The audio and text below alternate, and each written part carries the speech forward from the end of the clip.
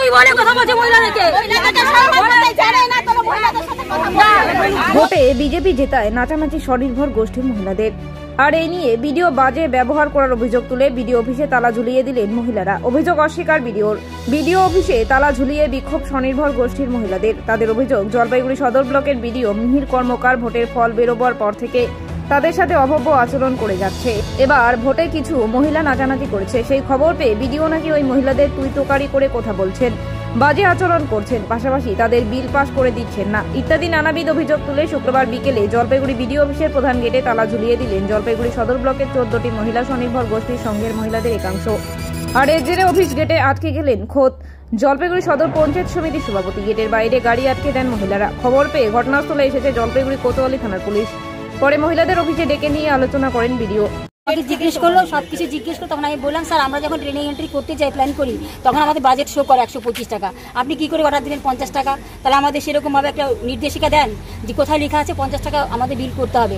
তখন আমাদের কাছে হিসেব চাইলো, বলি কোন কোন খাতে খরচা হয়। আমরা পাই টু পাই হিসাব দিলাম কোন কোন খাতে খরচা হয়। তখন বলে ঠিক আছে, আপনারা তাহলে 120 টাকা 25 টাকার মধ্যে বিল করবে। তখন উনি স্বীকার করলেন। তিনি একবার জন্য তখন বললেন না যে, তখন উনি কথাটা উল্টে দিয়ে বললেন, না আমি এইভাবে বলি না, আমি বললাম টিফিনটা শুধু 50 টাকা করতে, বাকিগুলো করতে।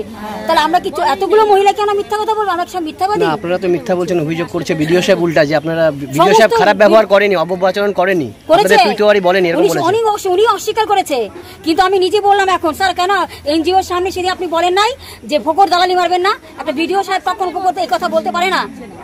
সেখানে একা আমরা ছিলাম না, সব সঙ্গ ছিল। বিজয় মিছিলে নাচন কুদন কি বলেছেন? হ্যাঁ, বলছি যে আমরা এর মধ্যে একটা মিটিং ডাকছিল উপরতলায়, তখন আমরা উঠার সঙ্গে সঙ্গে ভালোই তো ভোটের মধ্যে নাচন কুদন গেল, এখন আপনারা সে কাজে মন দেন। এটা একটা ভিডিও সাহেব বলতে পারে? আমরা আমাদের রাজনৈতিক দল, আমরা কি করবো না করবো সেটা আমাদের ব্যাপার। আমরা ব্যক্তি স্বাধীনতা, ভোটটা কারো অধিকার নাই। কোনো অফিসে চেয়ারে বসে থেকে আমাদের নির্দেশ দিতে পারে না যে এই পার্টি করবো না ওই পার্টি করবো, এটা বলতে পারে না। আমাদের নির্দেশ, আমরা নিজের মতন পার্টি করবো, কারো নির্দেশে করি না আমরা।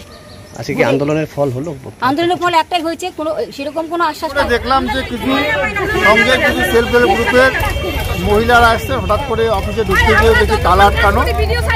তো তাদের যে প্রশিক্ষণগুলো হয় সেই বিল সংক্রান্ত কোনো একটা বিষয় তাদের কাছ থেকে যতটুকু জানলাম যে সেরকম একটা বিষয়, তাদের যে প্রশিক্ষণের জন্য ওদের যে একটা নির্ধারিত টাকা থাকে তার জন্য খরচ বাবদ, সেই টাকাটা নিয়েই কোনো ঝামেলা হচ্ছে। কিছুদিন থেকে হয়তো তারা পায়নি কোনো কারণে, যেহেতু সামনে ইলেকশন কিছুদিন আগে ছিল, এমসিসি ছিল, এখন এমসিসি উঠে যাওয়ার পরে তারা আবেদন করছেন।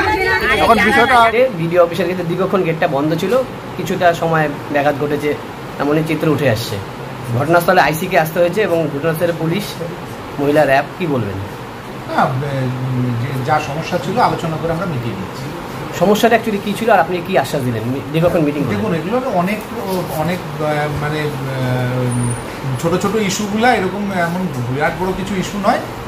ওনাদের কিছু বিলপত্র সংক্রান্ত বিষয়ে কিছু মিসআন্ডারস্ট্যান্ডিং, ভুল বোঝাবুঝি ছিল, সেগুলো আমরা আলোচনা করে মিটিয়ে নিয়েছি। অভিযোগ করছে অভব্য আচরণ করেছেন, তুই তোয়াকারি করে কথা বলেছেন, ওনারা ভোটে সামিল হয়েছেন বলে ভোটে ফল খারাপ হওয়াতেই বলছে যে হয়তো বিডিও সাহেব এরকম কিছু রাগারাগি করে কিছু বলেছেন। না, এই বিষয়ে আমি মন্তব্য করবো না।